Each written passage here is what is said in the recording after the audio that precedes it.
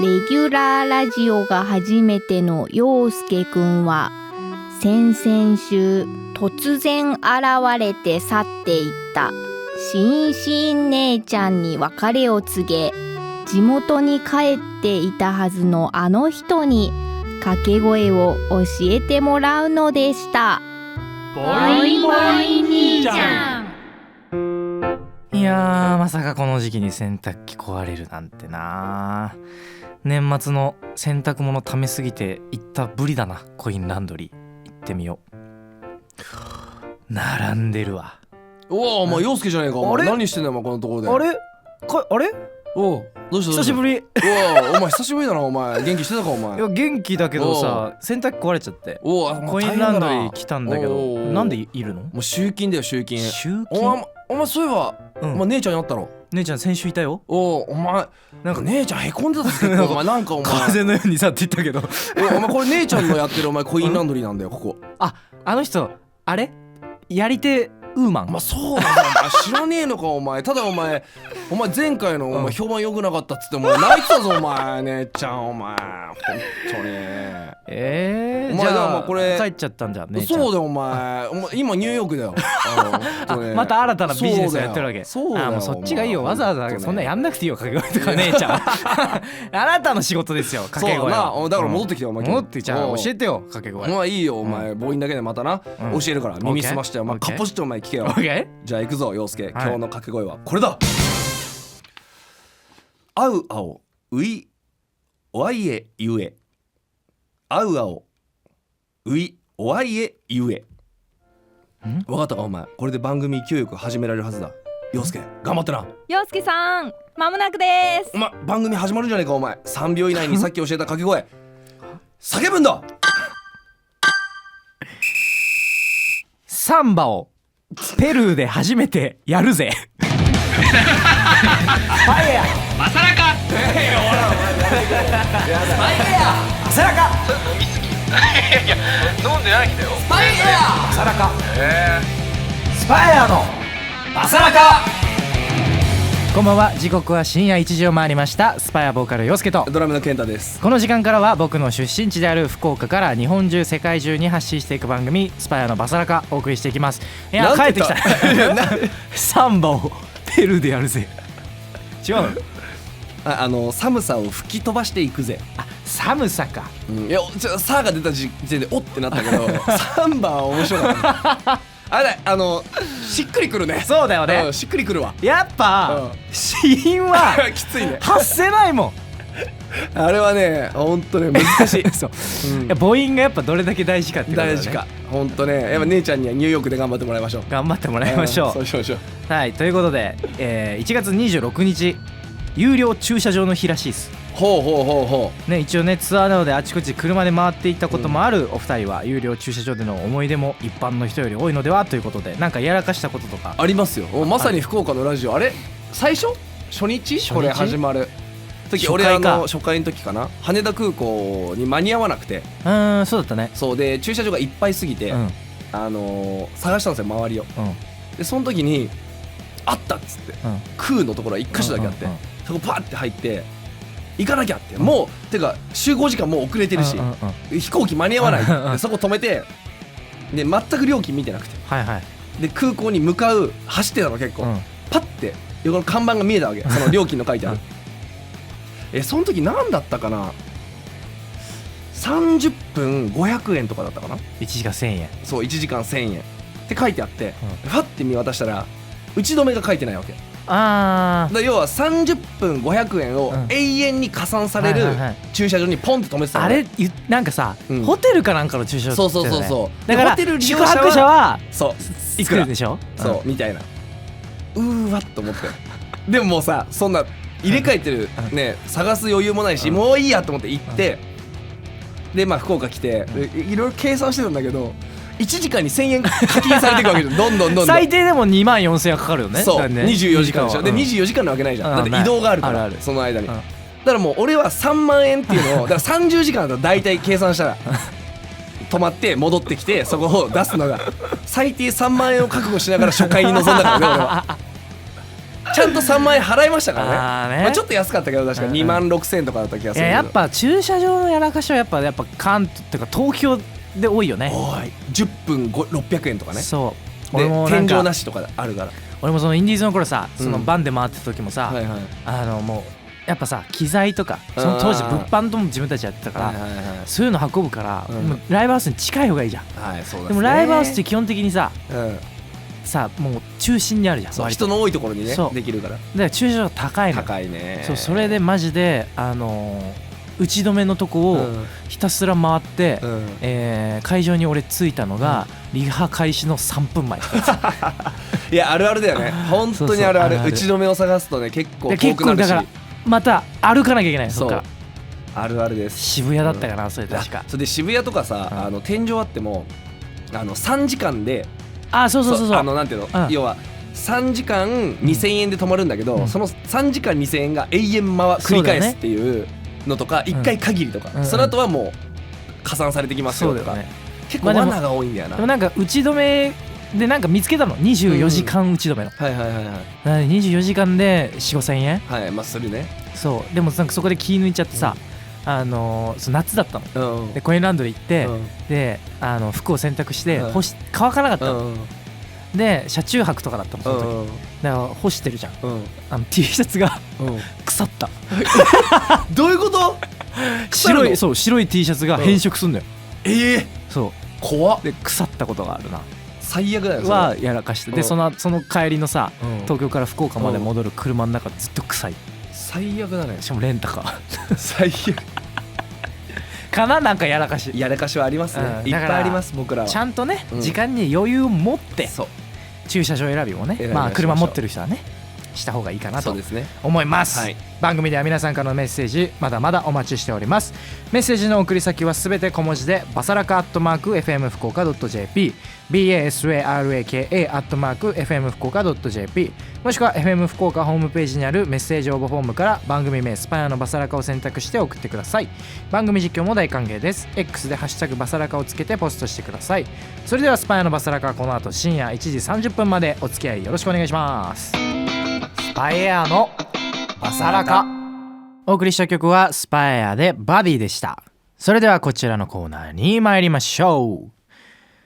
友達の話なんですけど、このコーナーは皆さんの周りにいる友達から聞いたことを送ってもらうコーナーです。僕らは紳士なので決していやそれあんたの話だろうなんてことは言いません。ぜひ友達から聞いた恥ずかしい話を教えてくださいということで、今日ね、来ております。はい、じゃあ紹介してください。行ってみましょうか、こちらですね、アンナさんからいただいております、ありがとうございます。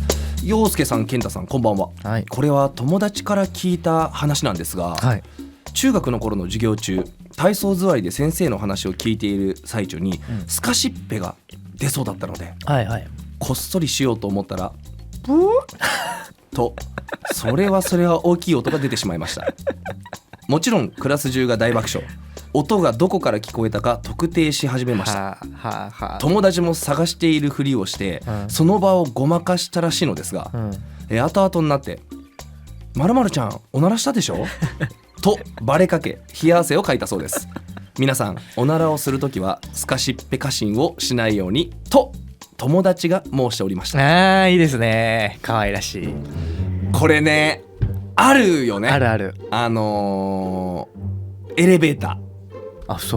エレベーター危ないですね。これ何回か、僕じゃないですよ、僕の友達が乗っていたエレベーターで、その犯人を何回か見つけたことはあるそうですいやもうさ我慢するしかないよね。でもでもさ、なんだろう、だって体操座りってさ、もう活躍筋をコントロールできないじゃん。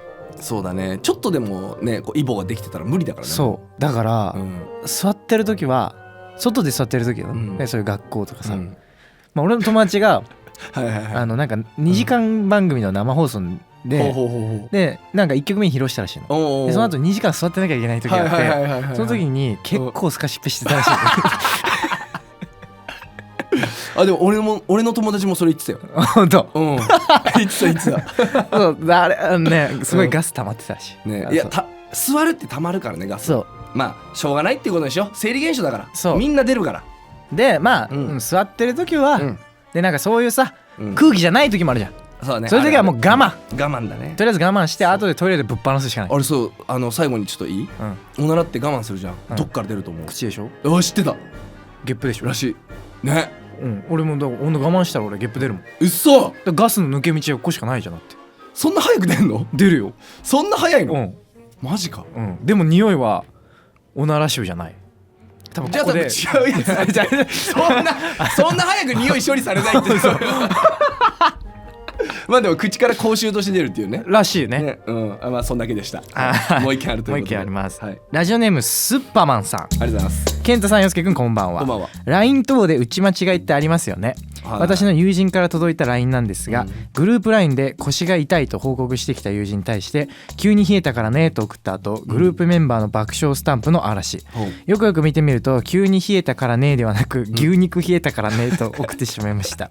いや送られてきました。健太さん、よすけくんは奇跡的な打ち間違いありませんか？今年も健康に気をつけて昨年を超えるご活躍を期待しています。全国ツアー大阪、名古屋、東京行きますということで。ありがとうございます。打ち間違いよくあるよね。しょうがないね。これはあるある。でもさ、俺は設定しないんだけど、LINE をさ、予測変換した時にさ、上になんかこうポップアップみたいな出るじゃん。なんかスタンプみたいな。あれしとけばわかんじゃない？俺はしてないからよく間違える。俺もよくそれはわかんないけど。俺だから俺の友達ね。だから俺も行くってしたら普通にオラも行くってなってどうしたの？いつ生まれたの？だからほら俺フリック入力じゃん今、基本今ね。そうだね。だからレってさラを右にするじゃん。ちょっとごめん、俺フリックじゃないから分かんないんだよ。マジ？どうやってやってんの？俺パソコン打ちなんだよね。そうなんかずっと嫌だね。なんでなんかインテリぶってるじゃん。インテリぶってないでしょ。なんかインテリぶってるじゃん。だってさ、じゃあ英語打つときはそのままパソコン打ちだよ。マジ？そうなんで？フリックでしょ英語の時も。じゃあ俺からするとフリックの方がインテリなのよ。だってわざわざフリックを練習したでしょみんな。してない。片手でこうやって打つように、俺手が大きいから、フリックだとこのなんていうの、俺右利きだから、右側にある文字、いかないのよ。フリックだとなんていうの、詰まっちゃうの。そういうこと？そうだ、俺 iPhone の ProMax、一番でかいやつ、俺もでかいやつ片手で、持った時に、パソコン打ちができるのよ。マジ？そうだからフリックだと俺結構要は手前側が詰まるの。それが嫌で俺フリックもともとやんなくて、これめちゃくちゃ打ちにくいやんと思って。それだったら結構打ち間違いなくない？めちゃくちゃある。なんで？でそれで打ち間違えたらさ、それこそな途中に変な小文字の S とか入ってるよく入ってる。さあ全然入ってる。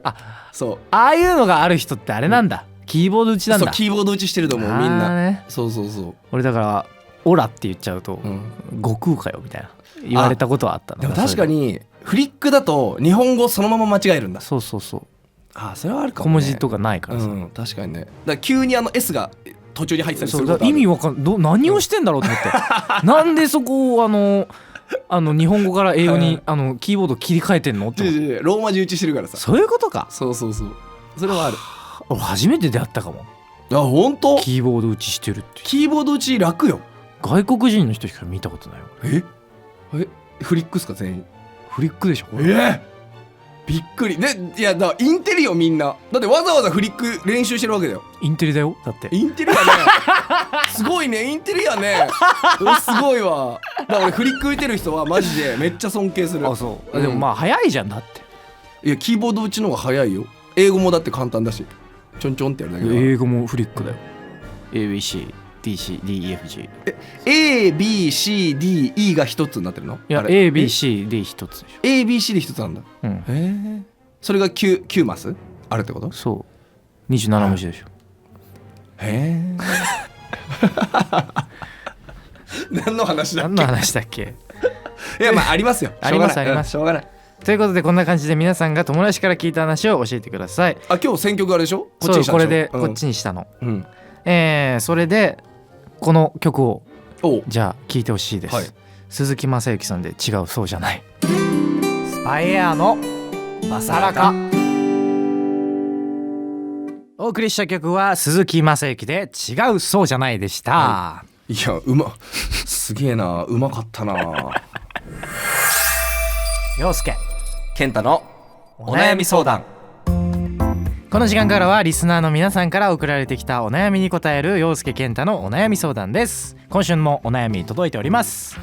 ラジオネーム黒猫さん。はい、ありがとうございます。健太さん、陽介さん、こんばんは。こんばんは。私は料理が好きで飲食店に就職して今年で4年目になるんですが、理想と現実のギャップに悩んでます。もともとは料理が好きでそれを仕事にしたいと調理師免許を取り頑張っていましたが、いざ飲食業に就職すると当たり前ですが好きな料理を作ってるだけではダメな話で、店舗管理、日々の売上目標金額、人件費削減、毎日 5,6 時間のサービス残業の大変さに好きだけじゃ仕事できないなと痛感している毎日です。きっとお二人も音楽が好きで音楽業界に入ったと思うのですが、理想と現実のギャップで苦労した話や苦しい時にどうやって乗り越えてきたかアドバイスあればお話聞かせてほしいです。毎日スパイアの音楽聴いて元気もらってます。バディツアーでパワー充電しに来ます。楽しみです。ということで、ありがとうございます。ギャップね、これよく聞くよね。よく聞く話だよね。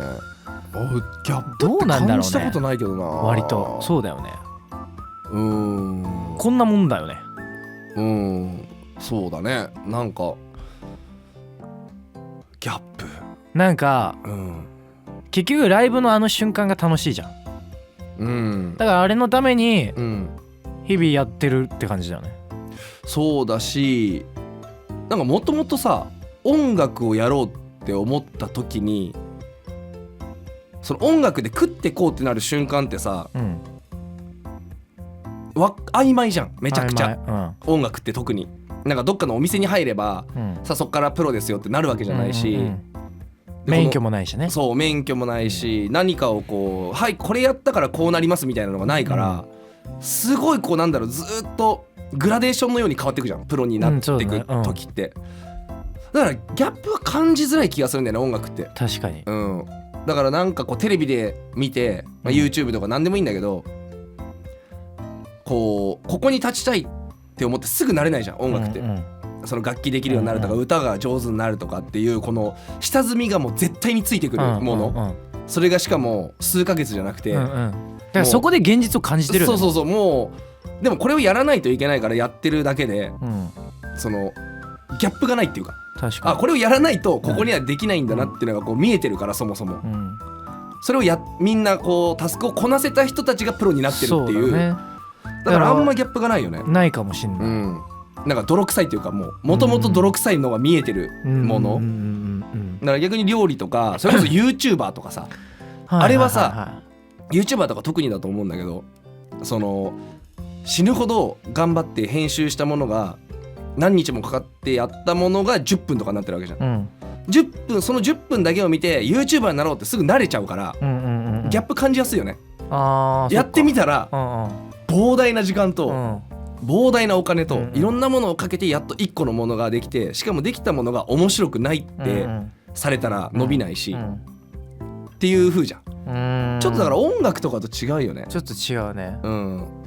だから料理人とかもそうかもしれない。お店に入ったらプロにすぐ慣れちゃうから、言うたらその誤解があるかもしれないけど、これはでも誰かのお店に行ったらそっからもうプロじゃん、お金もらうから。形式上はねプロになるわけだから。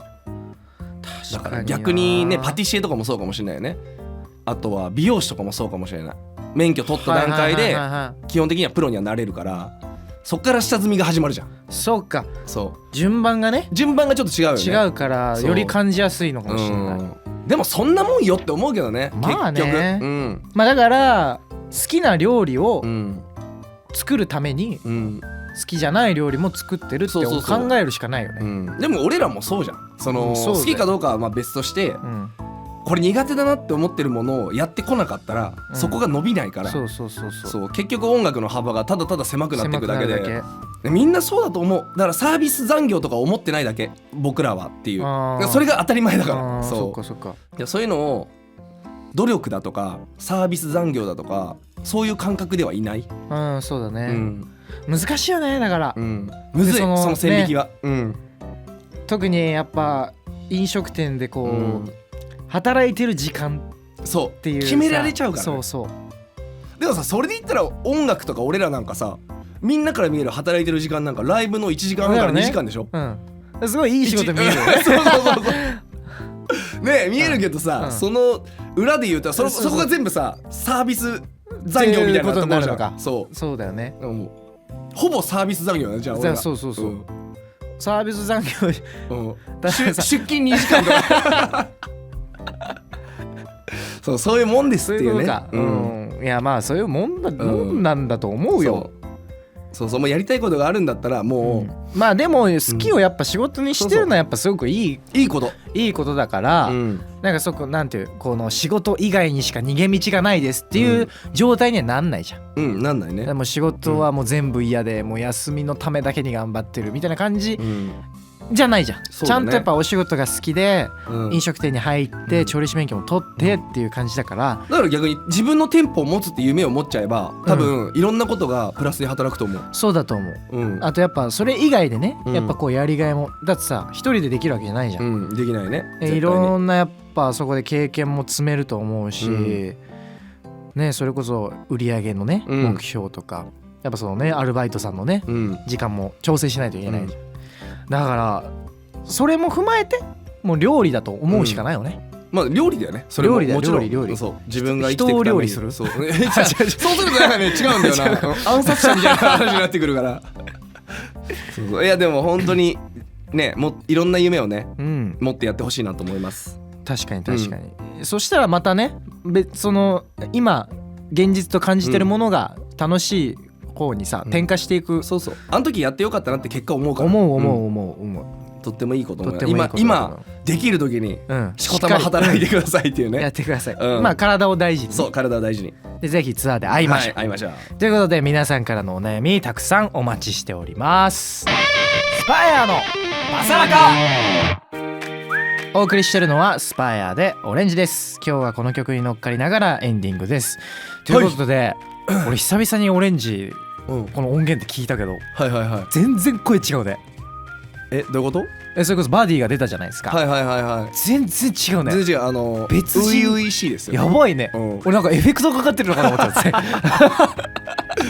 いやだってそれこそさ年末に CM やったじゃないですか。やりましたね。CM の時の使われてた映像の陽介が多分去年の頭ぐらいの陽介でしょ。そっか。もう顔まで違うからね。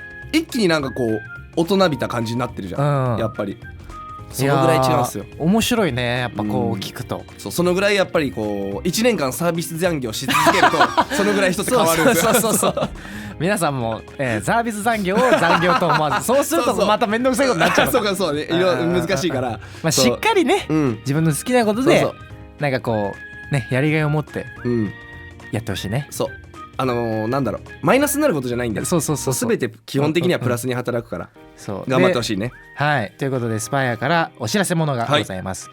フジテレビ系水10ドラマ問題物件主題歌のバディが各種音楽配信サービスにて配信中です。そしてこの曲を引っ提げて今年5月から7都市での全国ツアースパイアツアー2025バディの開催が決定しました。福岡公演は5月17日ゼップ福岡です。よろしくお願いします。ぜひ生バディ、みんながバディですから、みんながお互いバディです。そうですね。乗り切っていくためのバディロー。バディローいいねバディロー。バディロー。今日もたくさんのメッセージありがとうございました。番組では皆さんからのメッセージまだまだお待ちしております。メッセージの送り先はすべて小文字でバサラカ@fm福岡.jp basaraka@fm福岡.jp もしくは FM 福岡ホームページにあるメッセージ応募フォームから番組名スパイアのバサラカを選択して送ってください。番組実況も大歓迎です。 X でハッシュタグバサラカをつけてポストしてください。そしてこの番組は YouTube や音声配信サービス Spotify やラジコでポッドキャストも公開中です。再編集版の番組本編や番組収録前のアイドリングトークなども配信してますし YouTube の方では字幕付きで多言語翻訳も対応してますので世界中のお友達にどんどんおすすめしてください。お願いします。ということでこの時間のお相手はスパイアボーカル陽介とドラムの健太でした。それではまた来週。